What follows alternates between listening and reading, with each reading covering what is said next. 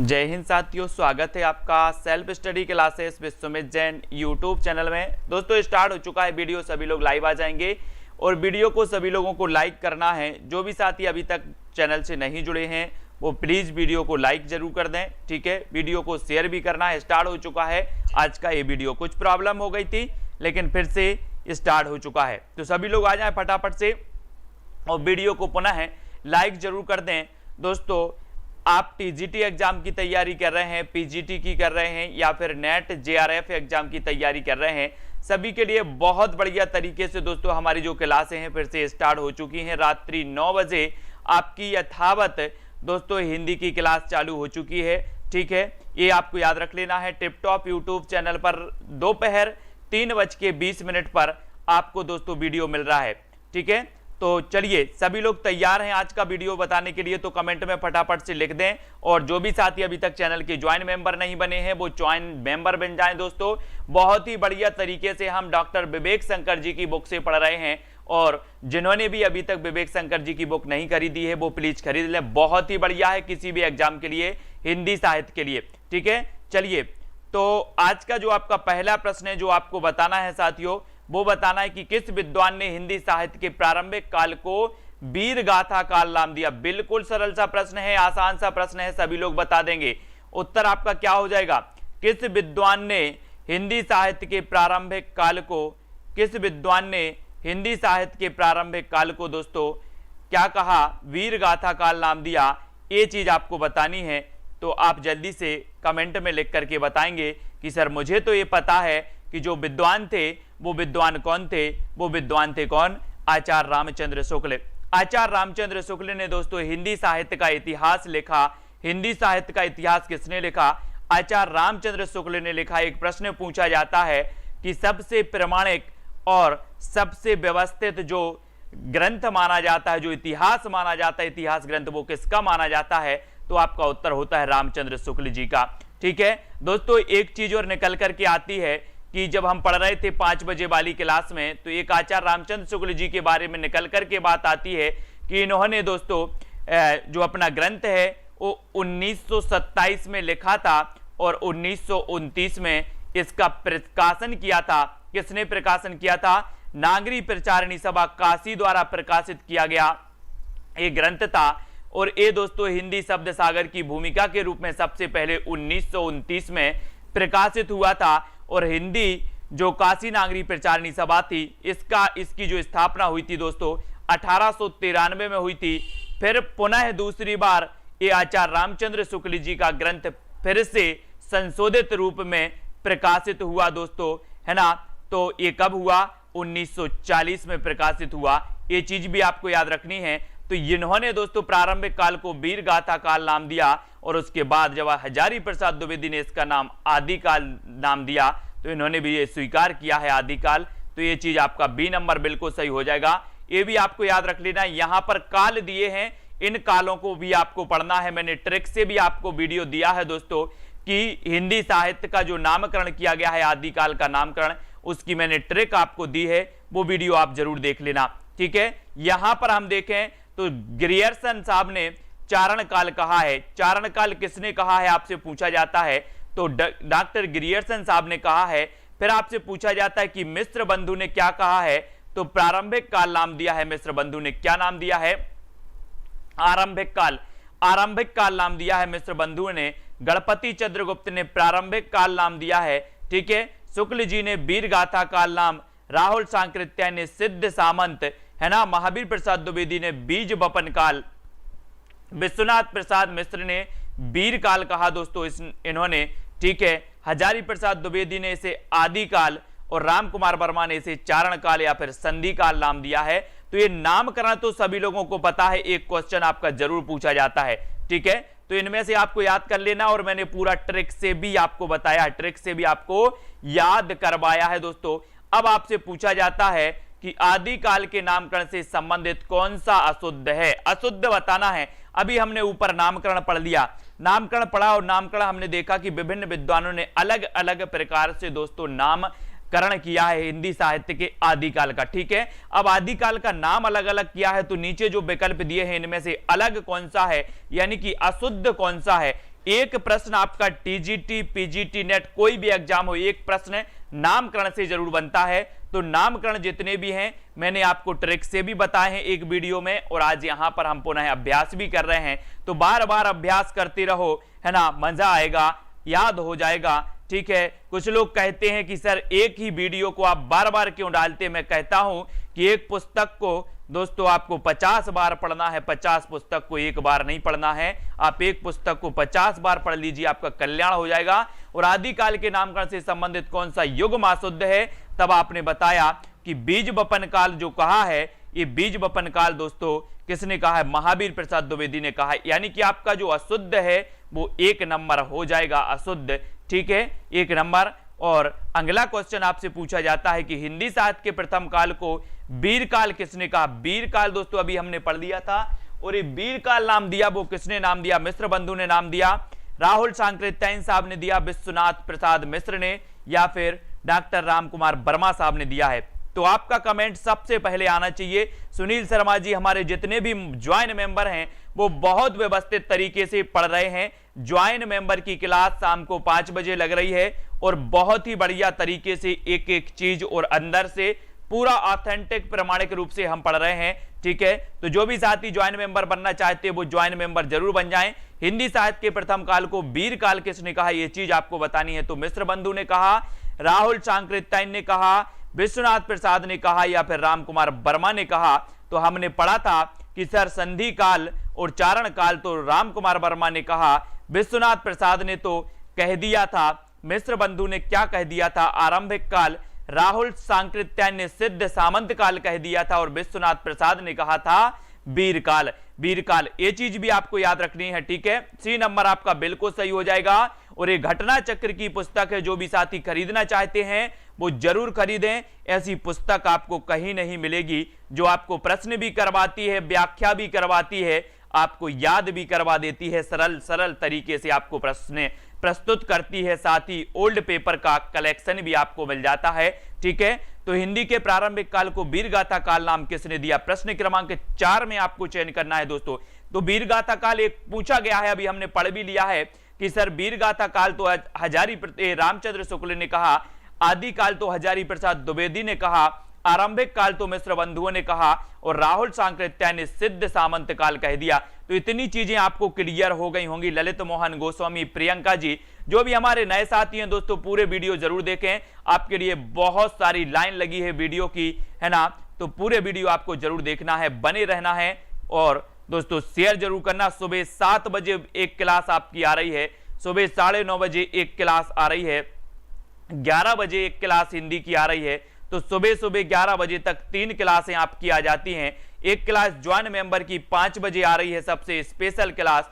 ठीक है, और दोस्तों एक क्लास आपकी 9 बजे आ रही है। तो आप जरूर बताएं, और जो भी साथी ज्वाइन नहीं हो पा रहे हैं वो यूट्यूब में एक बार सर्च कर लें, how to join YouTube channel, तो आपको वीडियो मिल जाएंगे बहुत सारे, कैसे यूट्यूब चैनल को के ज्वाइन मेंबर बनना है। ठीक है, तो यूट्यूब में सर्च कर लेना, आदिकाल को वीरगाथा काल किसने कहा है, वीरगाथा काल किसने कहा है। ये क्वेश्चन कई एग्जाम में पूछा गया, वीरगाथा काल। तो ये वीरगाथा काल तो आप सभी को पता है कि सर वीरगाथा काल तो कहा है रामचंद्र शुक्ल जी ने।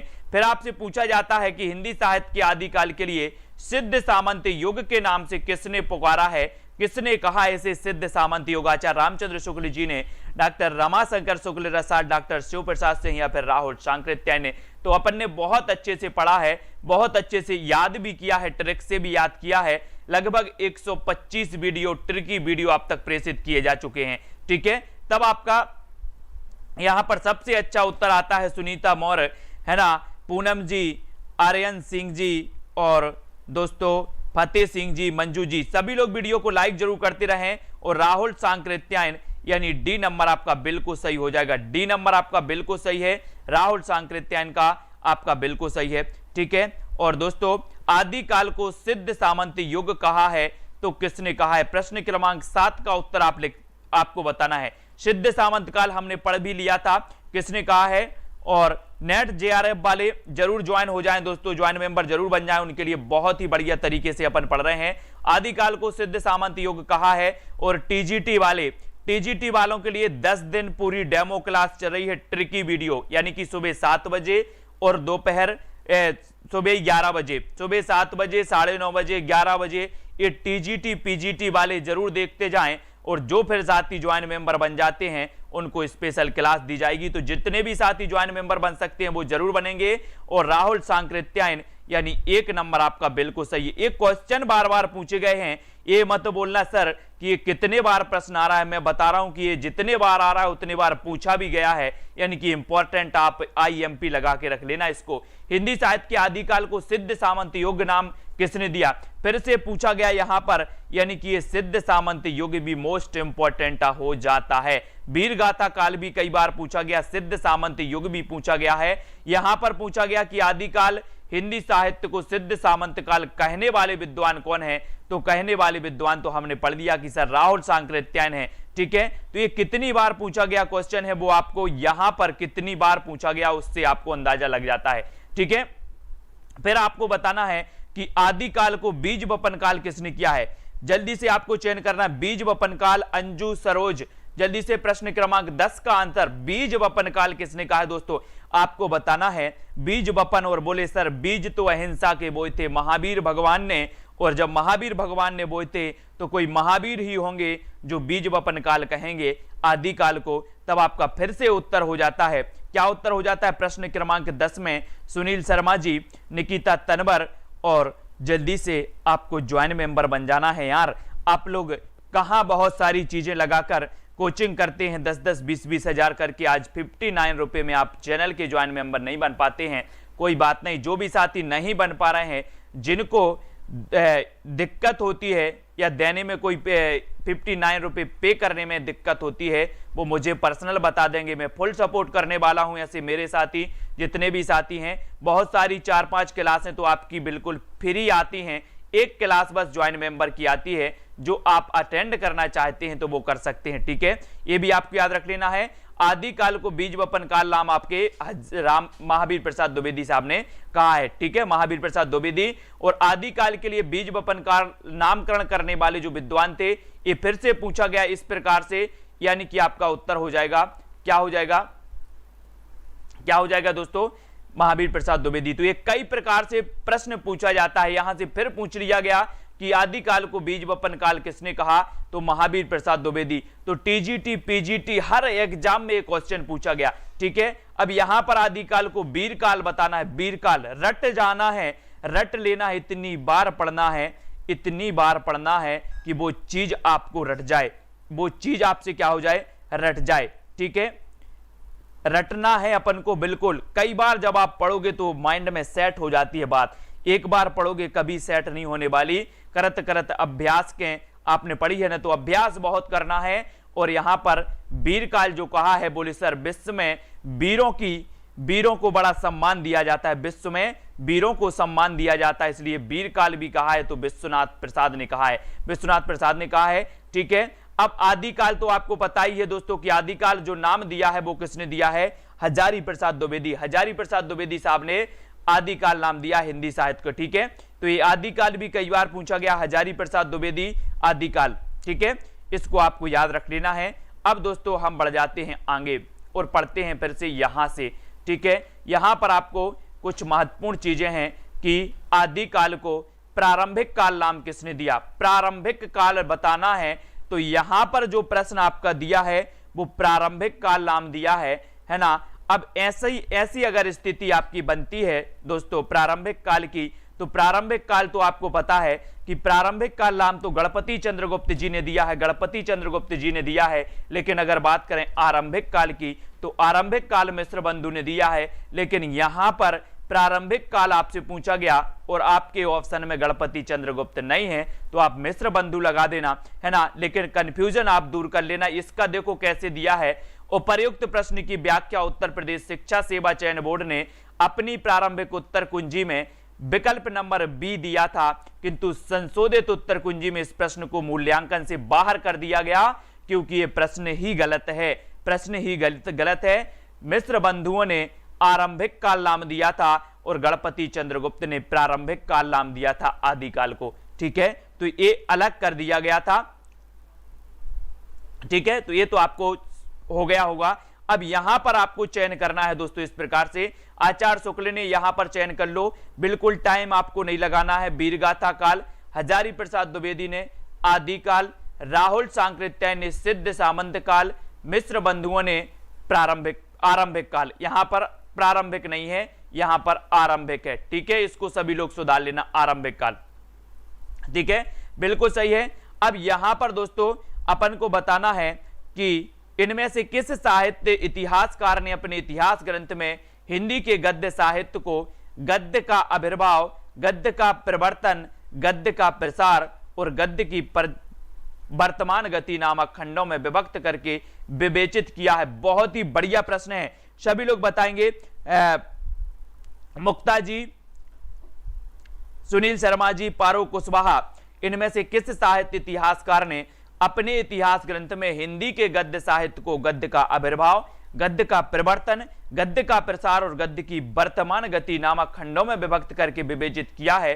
तब आपका उत्तर क्या होगा? प्रश्न थोड़ा सा कठिन है लेकिन आपके लिए बहुत ही महत्वपूर्ण है। अर्चना गुप्ता जी, सी नंबर, ये आपको याद रख लेना, रामचंद्र शुक्ल, गद्य का आविर्भाव, गद्य का प्रवर्तन, गद्य का प्रसार और गद्य की वर्तमान गति। ठीक है, तो सी नंबर आपका यहां पर बिल्कुल सही हो जाएगा, आचार्य रामचंद्र शुक्ल, जो कि सभी लोगों ने बिल्कुल सही चयन किया है। सही चयन करने वाले बहुत सारे स्टूडेंट हैं, निरंतर अध्ययन कर रहे हैं। ठीक है, आचार्य शुक्ल ने अपने इतिहास ग्रंथ में हिंदी गद्य साहित्य को इस प्रकार विवेचित किया, गद्य का आविर्भाव 1900 से 1925 है ना, और आधुनिक गद्य साहित्य की परंपरा का प्रवर्तन, जिसे कि प्रथम उत्थान काल कहा गया, संवत 1925 से 1950, गद्य साहित्य का प्रसार द्वितीय उत्थान काल 1950 से 1975, गद्य साहित्य की वर्तमान गति यानी कि तृतीय उत्थान काल 1975, संवत 1975 से अब तक। ये प्रथम उत्थान काल, द्वितीय उत्थान काल, तृतीय उत्थान काल, इनको आपको याद रख लेना है, ये आपसे पूछे ही जाते हैं। फिर अगला क्वेश्चन आपको बताना है। ठीक है, अगला क्वेश्चन आप बताएंगे कि बौद्ध धर्म से जुड़े हुए साहित्य की भाषा क्या है? आपने बौद्ध धर्म पढ़ा, जैन धर्म पढ़ा दोस्तों, सिद्ध साहित्य पढ़ा, नाथ साहित्य आदि काल में हमने पढ़ लिया, लेकिन ये हमें बताना है कि बौद्ध धर्म से जुड़े हुए साहित्य की भाषा क्या थी? लौकिक संस्कृति, वैदिक संस्कृति, पाली थी या फिर प्राकृत थी? प्रश्न क्रमांक 19 का उत्तर हमें चयन करना है। कुलदीप सिंह जी, प्रश्न क्रमांक 19, और आपको बिल्कुल सही पता है ना मायराम जी, 19 का डी आपने सही बताया है कि सर जो बौद्ध धर्म से संबंधित जुड़े हुए साहित्य की भाषा है वो भाषा है पाली। कौन सी भाषा है? पाली है, यानी बौद्ध धर्म की बात हो रही, और डी नंबर आपका बिल्कुल सही हो जाएगा। ठीक है, बौद्ध धर्म, प्राकृत भाषा के विविध रूप हैं, उनमें पाली प्राकृत का संबंध बौद्ध धर्म के ग्रंथों से है और अर्धमागधी का संबंध जैन धर्म ग्रंथों से है। ये भी आपको याद रख लेना, पाली प्राकृत का संबंध, पाली का संबंध किससे है? बौद्ध धर्म ग्रंथों से। अर्धमागधी का संबंध जैन धर्म ग्रंथों से है। जहां जब बौद्ध धर्म का प्रचार हुआ वहां पाली भाषा पहुंची, और जहां जैन धर्म का प्रसार हुआ वहां अर्धमागधी प्राकृत भाषा को साहित्यिक महत्व पूर्वी की तुलना में पश्चिम से अधिक हुआ, और उसमें भी विशेष रूप से महाराष्ट्री प्राकृत का प्रधान रहा। ठीक है, तो जैन धर्म, अर्धमागधी, बौद्ध धर्म, पाली। ठीक है, फिर अगला क्वेश्चन आपसे पूछा जाता है कि अपभ्रंश प्रभावित हिंदी रचना कौन सी है? अपभ्रंश प्रभावित हिंदी रचना कौन सी मानी जाती है? खोमाण रासो, ढोला मारूरा दुहा, भरतेश्वर बाहुबली रास, जय मयंक जस चंद्रिका। जल्दी से बताते जाएं, चारों रचनाएं हैं, चारों के कवियों को भी आपको बताना है। खोमाण रासो किसकी रचना है? ढोला मारूरा दुहा किसकी रचना है? भरतेश्वर बाहुबली रास किसकी रचना है? और जय मयंक जस चंद्रिका ये किसकी रचना है? ये भी आपको बताना है। और अपभ्रंश से प्रभावित हिंदी रचना कौन सी मानी जाती है? चार में से बताना है। इस प्रकार से अंदर से भी क्वेश्चन आपसे पूछे जाते हैं। सभी लोग लाइक जरूर कर देना, जो भी साथी। तो आपका राइट आंसर आपने बिल्कुल सही बताया। कौन सा बताया सुनील जी? 20 का सी नंबर, जो भरतेश्वर बाहुबली रास है, भरतेश्वर बाहुबली रास है, ये दोस्तों अपभ्रंश से प्रभावित रचना मानी जाती है। और सी नंबर जिन्होंने बताया है, सी नंबर भरतेश्वर बाहुबली रास, ये आपका बिल्कुल सही हो जाएगा। ठीक ठीक है, ये आपका सही है, इसको याद रखेंगे। और यहां पर थोड़ा सा हम आ जाते हैं, अपभ्रंश में रास नामक पहली सरस कृति भरतेश्वर बाहुबली रास 1184 ईस्वी इसका रचना काल है, जिसे विद्वानों ने रास परंपरा का प्रथम ग्रंथ घोषित किया है भरतेश्वर बाहुबली रास को, क्योंकि रास काव्य की सभी प्रवृत्तियों के बीज इसमें प्राप्त हो जाते हैं। साथ ही हिंदी साहित्य के इतिहास विकास की दृष्टि से इस ग्रंथ का बहुत ही महत्व है, ये भी आपको याद रख लेना है। अब आपको बताना है दोस्तों कि भरतेश्वर बाहुबली रास के जो लेखक हैं, जो कवि हैं दोस्तों, वो कौन हैं? भरतेश्वर बाहुबली रास जल्दी से फटाफट से बताएं। फिर खुमाण रासों की बात करें तो 43 छंद प्राप्त हुए हैं, है ना। और दोस्तों ये अज्ञात है, परंतु एक स्थल पर दलपति विजय शब्द देखकर आलोचकों ने अनुमान लगा लिया कि दलपति विजय ही खुमाण रासों के कवि हैं, है ना। और ढोला मारूरा दोहा एक कल्लोल कवि की है ना। ढोला मारूरा दोहा अपने मूल रूप में उपलब्ध नहीं है, यह लोक काव्य दोहा बद्ध था और मौखिक परंपरा में सुना गया था। अब यहां पर बहुत सारी चीजें आती हैं, है ना। बिल्कुल सही है, यहां पर फिर से आ जाओ। बोले सर खुमाण रासो ये दलपति विजय की रचना है, ठीक है। ढोला मारूरा दोहा, यहां पर बहुत सारे लोग कंफ्यूजन होते हैं। एक तो आपको मिलता है कल्लोल कवि, एक मिलता है कुशल लाभ, एक मिलते हैं कुशल लाभ। अब यहां पर आपको कंफ्यूज नहीं होना है, कल्लोल कवि ने भी ढोला मारूरा दोहा की रचना की है, फिर कुशल लाभ ने भी ढोला मारूरा दोहा की रचना की है, ठीक है। तो ये चीज आपको याद रख लेना, अगर ऑप्शन में कल्लोल कवि हो तो आपको कल्लोल कवि लगाना है, और ढोला मारूरा दोहा की रचनाकार के ऑप्शन में कुशल लाभ हो तो कुशल लाभ लगाना है। अब ये ढोला मारूरा दोहा के बारे में अब कभी कंफ्यूज नहीं होना आप लोग। ये भरतेश्वर बाहुबली रास ये शालिभद्र सूरी की है, और ये जस मयंक जस चंद्रिका, ये जय मयंक जस चंद्रिका ये मधुकर कवि की है, ठीक है। ये सभी लोग याद रख लेना, भरतेश्वर बाहुबली रास शालिभद्र सूरी, इसको याद रखेंगे, ठीक है सभी लोग। और ढोला मारूरा दोहा कल्लोल कवि और कुशल लाभ, ये भी आपको याद रखनी है, ठीक है। फिर अपभ्रंश प्रभावित रचना कौन सी है? यहां पर आपका भरतेश्वर बाहुबली रास तो आपका बिल्कुल सही है। ये क्वेश्चन कई बार पूछा गया है, अपभ्रंश प्रभावित रचना ये भरतेश्वर बाहुबली रास है, अपभ्रंश प्रभावित रचना, ठीक है। इसको सभी लोग याद रखेंगे। अब अगला क्वेश्चन आपसे पूछा जाता है दोस्तों कि 11वीं शताब्दी में रचित लोक भाषा काव्य कौन सा है? 11वीं शताब्दी में रचित लोक भाषा काव्य कौन सा है? यानी कि प्रश्न क्रमांक 22 का आपको बताना है उपेंद्र जी। हाँ, प्रश्न क्रमांक 22 का उत्तर आपको बताना है। 11वीं शताब्दी में रचित लोक भाषा काव्य है तो कौन सा है? जय मयंक जस चंद्रिका, उक्ति व्यक्ति प्रकरण, ढोला मारूरा दोहा या फिर राउल बेल? 11वीं शताब्दी की रचित बताना है, लोक भाषा काव्य कौन सी है।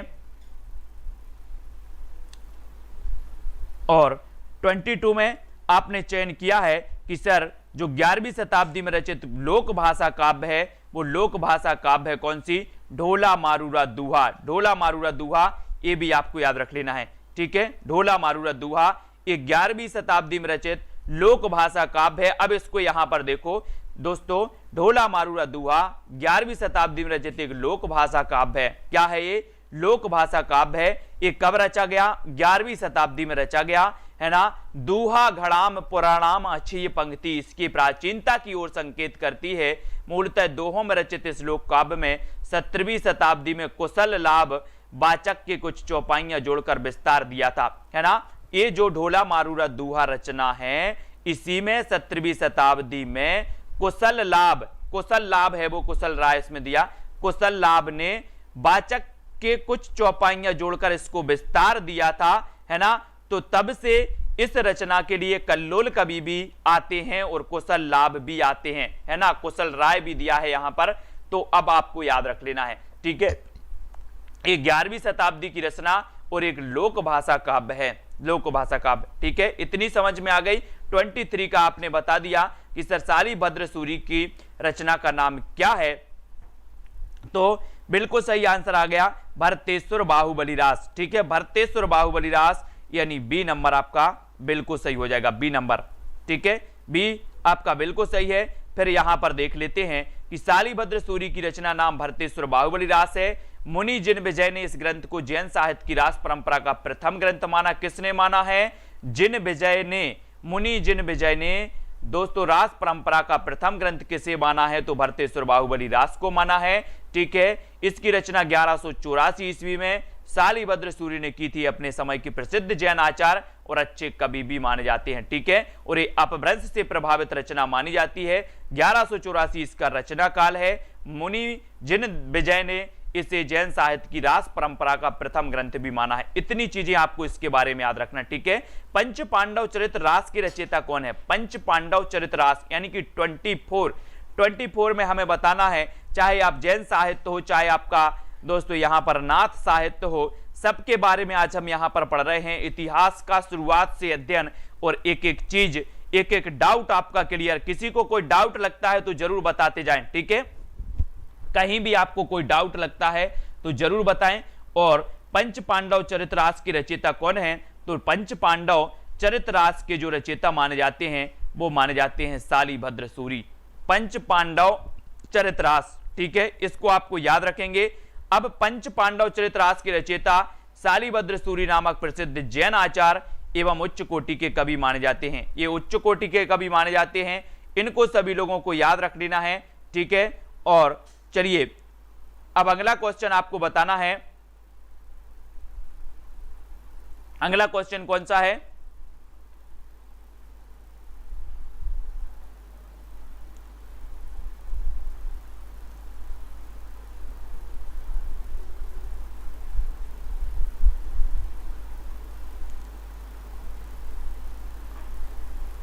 जल्दी से बताएं, अपभ्रंश शब्द का सबसे पहले उल्लेख किसने किया? 25 में अपभ्रंश शब्द का सबसे पहले उल्लेख किसने किया है? आपको जल्दी से बताना है, चयन करें फटाक से।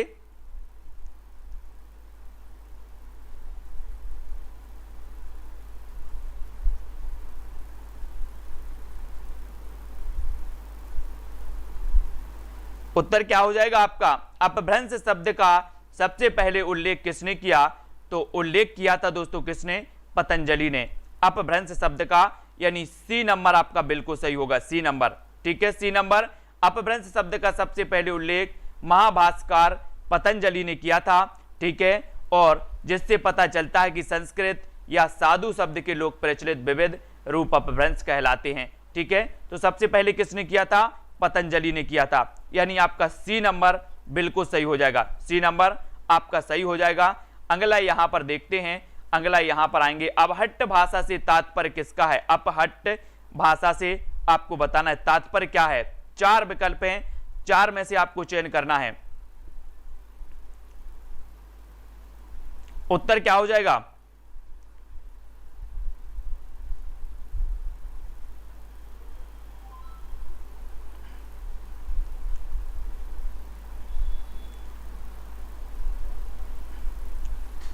जल्दी से बताएं, अपहट्ट भाषा से तात्पर्य है तो क्या तात्पर्य है? प्रश्न क्रमांक 26 और तात्पर्य आपका हो जाएगा ग्रामीण अपभ्रंश। अपहट्ट भाषा से तात्पर्य है ग्रामीण अपभ्रंश, यानी आपका जो ए नंबर है वो बिल्कुल सही हो जाएगा, ए नंबर। ठीक है, ए नंबर आपका सही होगा। अपहट्ट अपभ्रष्ट शब्द का विकृत रूप है दोस्तों। अपहट्ट जो है, ये अपहट्ट जो है ये अपभ्रष्ट शब्द का विकृत रूप है। इसे अपभ्रंश का अपभ्रंश या परवर्ती अपभ्रंश कह सकते हैं। अगर कभी आपसे पूछा जाए कि अपभ्रंश का अपभ्रंश कौन है तो आप बता देना अपहट्ट या परवर्ती अपभ्रंश इसे कहा जाता है। अपहट्ट अपभ्रंश आधुनिक भारतीय आर्य भाषाओं के बीच की संक्रमणकालीन या फिर संक्रांतिकालीन भाषा मानी जाती है। अपहट्ट आपने पढ़ी होंगी दोस्तों, विद्यापति की पढ़ी हैं। कैसे पढ़ी हैं? इनकी जो रचनाएं कीर्तिलता और कीर्ति पताका, ये 2 रचनाएं जो है अपहट्ट में है, अपहट्ट भाषा में है ना, कीर्तिलता और कीर्ति पताका। और पदावली इनकी मैथिली भाषा में रचना है। वही अपहट्ट है जो अपभ्रंश की अपभ्रंश कहलाती है, अपहट्ट। ठीक है, ये भी आपको याद रख लेना है। और इसका कालखंड 900 ईस्वी से 1100 ईस्वी माना जाता है अपहट्ट का। ठीक है, अपहट्ट को अपभ्रंश और प्राणी हिंदी के बीच की कड़ी मानी जाती है, ये भी आपको याद रख लेना है। ठीक है ना। और अपहट्ट की अगर बात करें तो भाषा के प्रमुख रचनाकार अद्दहमाण यानी कि जिसे अब्दुल रहमान कहते हैं, इनकी संदेश रासक है। दामोदर पंडित की उक्ति व्यक्ति प्रकरण है। ज्योतिश्वर ठाकुर की वर्ण रत्नाकर और विद्यापति की कीर्ति लता कीर्ति पताका है। ठीक है, ये आपको याद रख लेना। अबहट्ट में शिक्षा शब्द के लिए कौन सा रूप मिलता है? संजय सिंह जी ज्वाइन बटन पर क्लिक करें, वहां पर आप ज्वाइन बटन पर क्लिक करें करके ज्वाइन हो सकते हैं, ठीक है। अबहट्ट में शिक्षा शब्द के लिए कौन सा रूप मिलता है? शिक्षा शब्द के लिए प्रश्न क्रमांक 27।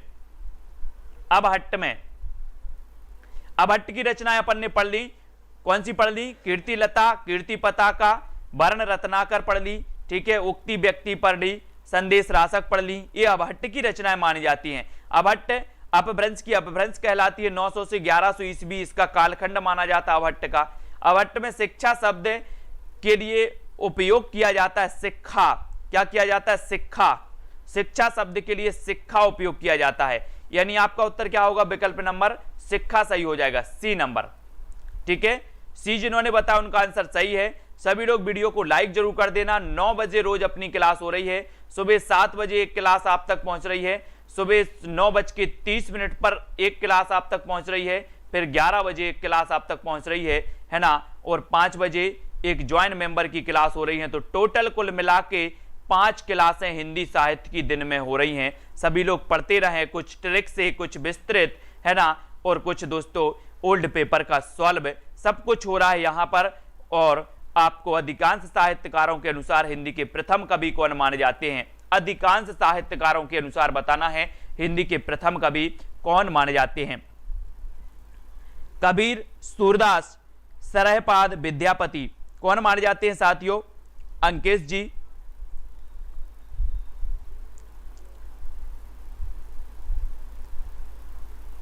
Sonu Singh ji, very good, welcome. अधिकांश साहित्यकारों के अनुसार हिंदी के प्रथम कवि कौन है? और आपको पता होगा दोस्तों कि हिंदी के प्रथम कवि माने जाते हैं सरहपा, और सरहपा को राहुल सांकृत्यायन ने हिंदी का प्रथम कवि माना है ना। इनकी रचना कौन सी है? दोहा कोश। दोहा कोश हमेशा पूछी जाती है, सरहपा की रचना, और इन्हें राहुल सांकृत्यायन ने हिंदी का प्रथम कवि माना है, यानी आपका उत्तर विकल्प नंबर सी बिल्कुल सही हो जाएगा, सी नंबर, ठीक है। अधिकांश इतिहासकारों के अनुसार हिंदी के प्रथम कवि का नाम देखो। सरहपाद को माना किसने? राहुल सांकृत्यायन ने। 7वीं शताब्दी ईस्वी के सरहपाद को हिंदी का प्रथम कवि माना। इनका मूल नाम क्या था? राहुल भद्र। अगर कभी ऑप्शन में राहुल भद्र आ जाए, अब अगर कोई कभी ऑप्शन में क्या आ जाए? राहुल भद्र आ जाए, तो राहुल भद्र को हिंदी का प्रथम कवि किसने माना? अगर ऐसा पूछ लिया जाए तो आप लगा देना राहुल सांकृत्यायन, है ना। और उनके सरहपा, सरोज वज्र, पद्म तथा पद्म वज्र नाम भी लिए जाते। पद्म वज्र, पद्म, सरोज वज्र या फिर सरहबा, ये कोई भी नाम आपसे पूछ लिया जाएगा, आपको लगा देना है दोस्तों क्या? राहुल सांकृत्यायन। वे बौद्ध धर्म की वज्रयान और सहजयान के प्रवर्तक हैं। 84 सिद्धों में से एक थे, है ना, ये भी आपको याद रख लेना है। बोलचाल की जो भाषा आरंभिक हिंदी है प्रयुक्त हुई है। सरहपाद की रचनाओं का संपादन राहुल सांकृत्यायन ने दोहा कोश नाम से किया है। अगर आपसे पूछा जाए कि सरहपाद की रचनाओं का संकलन किसने किया, तो राहुल सांकृत्यायन ने। सरहपा को हिंदी का प्रथम कवि किसने माना? राहुल सांकृत्यायन ने, है ना। और राहुल सांकृत्यायन ने सरहपाद की रचनाओं का जो संकलन किया वो किस नाम से किया? तो वो किया दोहा कोश के नाम से। इतनी तो चीजें आप याद रख सकते हैं, इसमें तो कोई कठिनाई है नहीं। डॉक्टर गणपति चंद्रगुप्त ने शालिभद्र सूरी को हिंदी का प्रथम कवि माना, है ना। किसने? शालिभद्र सूरी, जिनकी रचना हमने पढ़ी थी भरतेश्वर बाहुबली रास, है ना। भरतेश्वर बाहुबली रास को दोस्तों जिन विजय ने, मुनि जिन विजय ने क्या माना था? जैन साहित्य रास परंपरा की प्रथम रचना माना था, है ना। और ये शालिभद्र सूरी की ही रचना है भरतेश्वर बाहुबली रास, और गणपति चंद्रगुप्त जी ने इन्हीं शालिभद्र सूरी को हिंदी का प्रथम कवि माना है। और राम कुमार वर्मा ने स्वयंभू को हिंदी का प्रथम कवि माना है।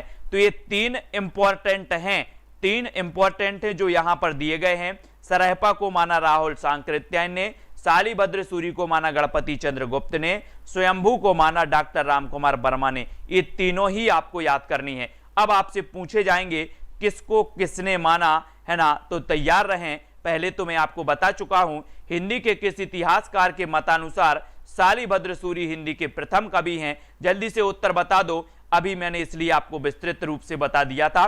फटाफट से उत्तर आपका आना चाहिए। 29 का प्रश्न है। देवांशी, अभिनव, निशित और अंकेश पाल जी, सभी लोग बताएंगे उत्तर क्या हो जाएगा 29 का।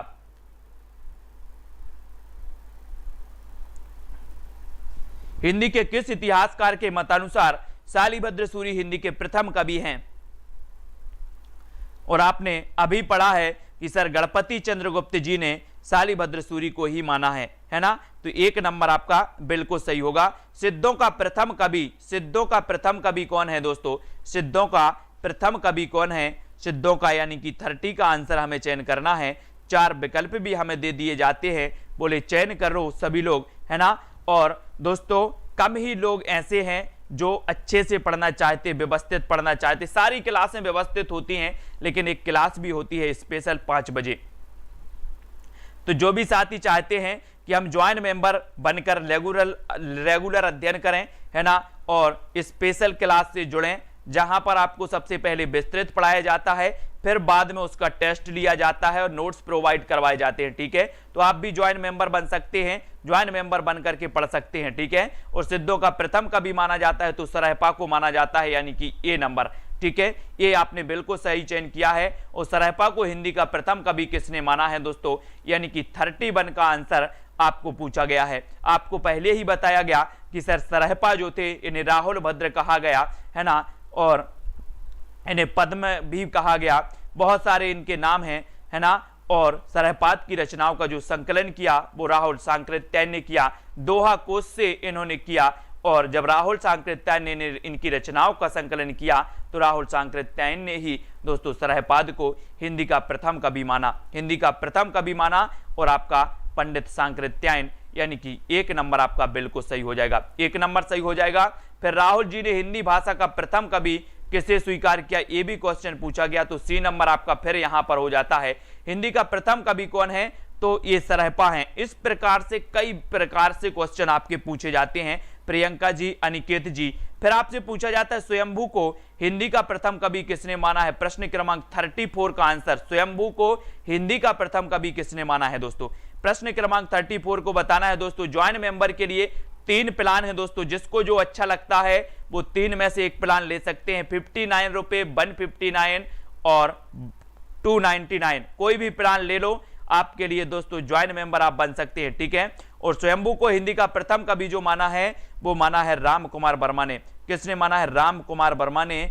अब यहां पर आपको फिर से तीनों रिवाइज करना है। सरहपा को माना राहुल सांकृत्यायन ने, शालिभद्र सूरी को माना गणपति चंद्रगुप्त ने, ठीक है, राम कुमार वर्मा ने माना स्वयंभू को। ये 3 आपके लिए मोस्ट इंपॉर्टेंट है जो पूछे जाते हैं, जो आपके एग्जाम में पूछे जाते हैं, हर एग्जाम में पूछे जाते हैं, ठीक है। इसको आपको याद कर लेना है दोस्तों। कुछ और प्रश्न, 1-2 प्रश्न और पढ़ लेते हैं, फिर इसके बाद अपनी क्लास को यहां पर विराम देंगे। सहजयान के प्रवर्तक कौन है? यानी कि 35 का आपको चयन करना है। अब अगला क्वेश्चन ललित मोहन गोस्वामी, निशित जी, फतेह सिंह जी, प्रश्न क्रमांक 35 में आपको चयन करना है। सहजयान के प्रवर्तक कौन है?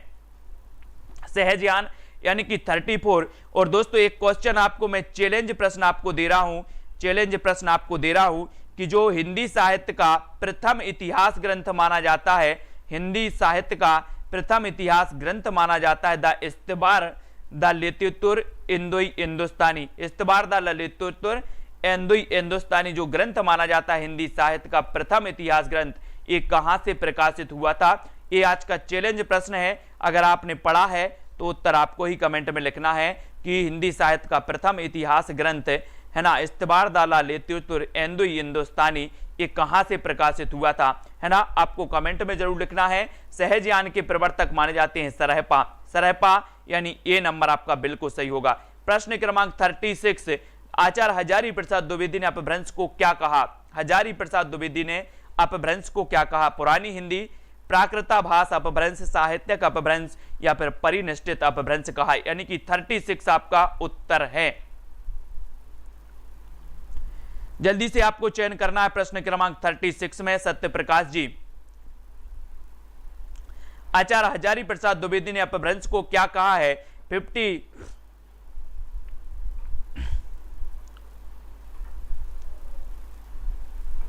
विजय बहादुर, प्रमोद कुमार जी, बिल्कुल सही बताया आपने कि ये पेरिस से प्रकाशित हुआ था, ठीक है, बहुत बढ़िया है।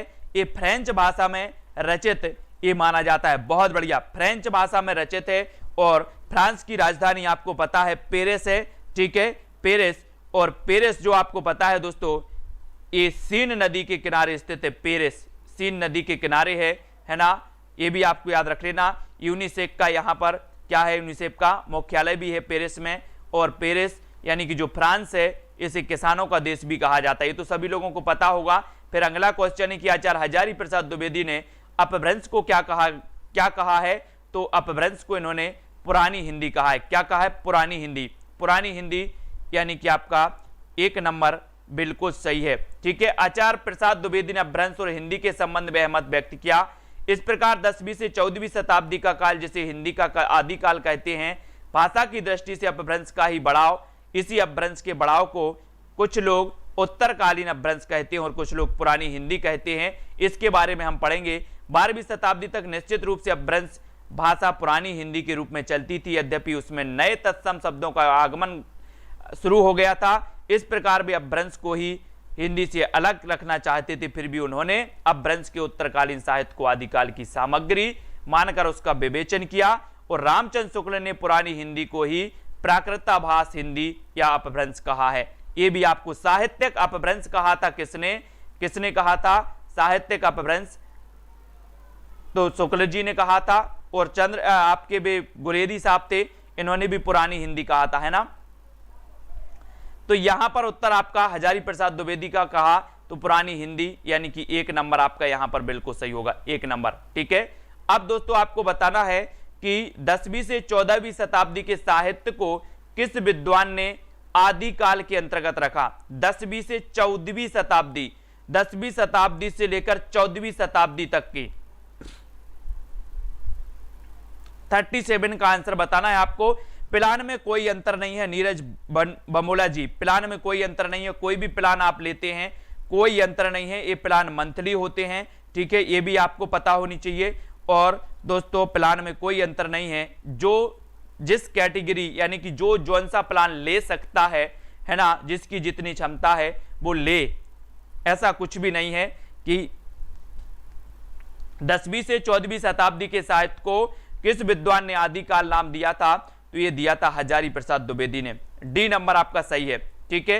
ये भी आपको अब एक क्वेश्चन पूछा जाएगा दोस्तों कि पुरानी हिंदी नामकरण किसने किया, पुरानी हिंदी नामकरण किसने किया, ये क्वेश्चन पूछा गया।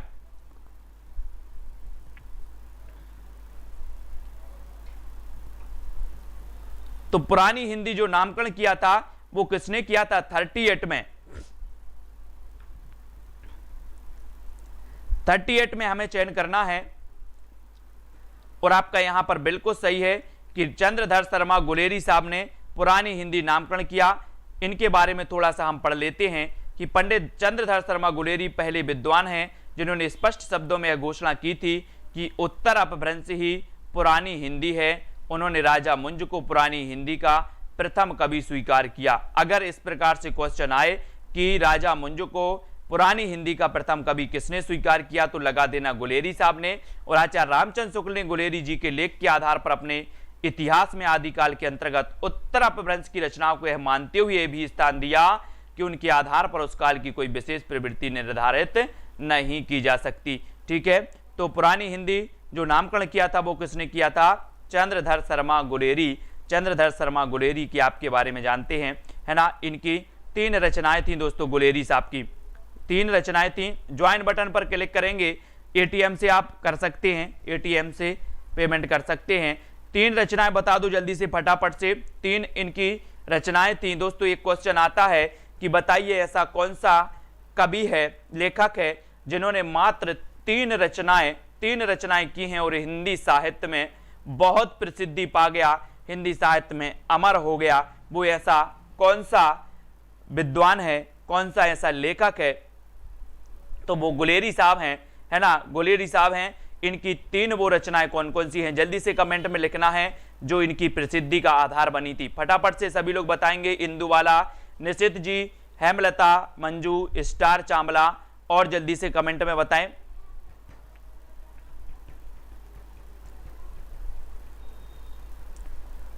फटाफट से। और सभी लोग दोस्तों इसी प्रकार से निरंतर पढ़ रहे हैं, है ना।